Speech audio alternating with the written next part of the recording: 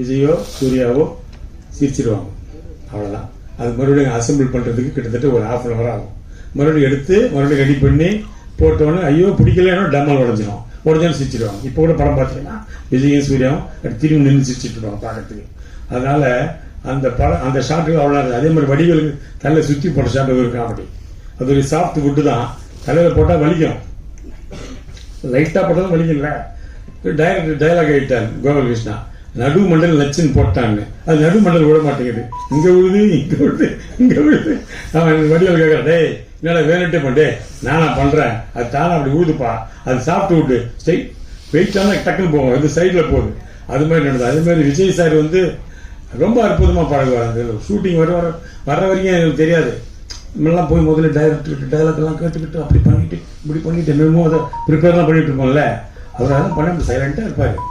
வந்து ஸ்பாட்ல நடிச்சாருன்னா அற்புதமா நடிச்சுட்டு போயிடுவார். அது எப்படிதான் அவருக்கு வருது, அவரு அந்த பான் கிஃப்ட் நினைக்கிறேன் அவருக்கு. அதே மாதிரி ஆமா பான் கிஃப்ட் அவருக்கு. அதே மாதிரி டப்பிங் கூட சரி, நான் போனா ஒரு டப்பிங் ஒரு லூப் வந்து ஒரு 4 தடவை பேசுவேன். ஆனா அவர் அப்படி ஒரே தடவை பார்ப்பாரு, கரெக்டா பேசுவார் டப்பிங்க. அவரு எக்ஸ்ட்ராமினரி ஆர்டிஸ்ட் டப்பிங். அவரு எனக்கு தெரிஞ்ச நடிகர்கள் சிவாஜி கணேசன் மட்டும் அவர் பேசியிருக்காரு.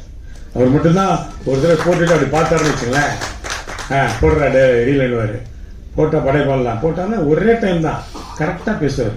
அது மாதிரி விஜய் அவ்வளோ அற்புதமான ஒரு நடிகர், அற்புதமான கேரக்டர். அதே மாதிரி பந்தாலாம் கிடையாது, எங்களோட ஜாலியாக உட்காந்து பேசுவார், சந்தோஷமா இருப்பாரு. எந்த இடத்துலையும் நான் ஒரு ஹீரோ, நீ காமெடி அப்படிலாம் பழக மாட்டார். ரொம்ப அற்புதமான ஒரு பழக்கம். அது தேவானி மேடத்துக்கு சொல்லணும்னா ரொம்ப முதல்ல ஜோதிகா மேலே போட்டாங்க அந்த கேரக்டரில், அப்புறம் சிம்ரனை போட்டாங்க, எல்லாம் போயிடுச்சு. அப்புறம் தேவானி தான் நடிச்சாங்க. ஏன்னா அவங்களுக்கு ஒரு லக் இருக்கு, அவங்க எந்த படம் நடிச்சாலும் சூப்பர் ஹிட். காதல் கோட்டையில் ஆரம்பிச்சு ஃப்ரெண்ட்ஸ் வரைக்கும் எல்லா படமும் நடித்த படம்லாம் ஹிட்டு. அதனால ரொம்ப அவங்களும் இந்த படத்தில் பெரிய பங்காயிட்டு இருக்கு. அந்த கோபம் படுற சீன்லாம் இந்த பாட்டு பார்த்துருப்பீங்களே, அந்த டென்ஷன், அந்த சாங்கை அதெல்லாம் ரொம்ப அற்புதமாக பண்ணியிருப்பாங்க. அவங்களுக்கு என்னோட வாழ்த்துக்களை தெரிவிக்கிறேன். நன்றி. இந்த படத்துக்கு வந்து அப்பச்சன் ப்ரொடியூசர் ரொம்ப சாஃப்ட் நேச்சுரல், எந்த விதமான பிரச்சனையும் இருக்கிறாரு. சித்தி சார் படம் எடுத்துன்னு நம்ம அப்பச்சன் சார் என்ன சார் இவ்வளோ நாள் எடுக்கிறாரு, இவன் அது எடுத்து நல்லா தானே படம் நல்லதானே அப்படி சொல்லிட்டு இருப்பாரு. அவருக்கு ரொம்ப தேங்க்ஸ் பண்ணோம். அதோட முக்கியமாக இதில் வந்து எக்ஸிக்யூட்டிவ் ப்ரொடியூசர் மாதிரி ஒர்க் பண்ணவங்க சரிதா மேடம். சரிதா மேடம் டோட்டலாக எல்லாரையும் கண்ட்ரோல் பண்ணுறவங்க தான்.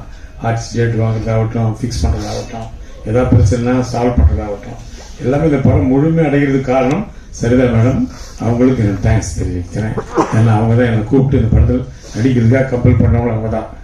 சரி ஓகே அப்படின்னு சொல்லி அவங்க ஃபிக்ஸ் பண்ணவங்க அவங்க தான். அதனால சரிதா மேடத்துக்கு எனக்கு ஸ்பெஷல் தேங்க்ஸ். ஹீரோனா வெளியே அனுப்பிச்சிருவாங்க 2 படத்தோட. காமெடியில் நிறைய படம் நடிக்கலாம், ஏன் கெடுக்குறீங்க? நல்லா இருக்கிறது பிடிக்கல அப்படின்னு படி என்ன ஏன் இப்படி பண்றீங்க?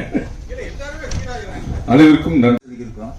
அவங்க வயசுக்கு சரிதா மேடம் நல்ல சரோஜா மேடம் நடிக்கல. சரிதா மேடத்தை ரொம்ப காலத்துக்கு நடிக்க வச்சோம் நான் தான், அதை தெரிஞ்சுக்கிறேன்.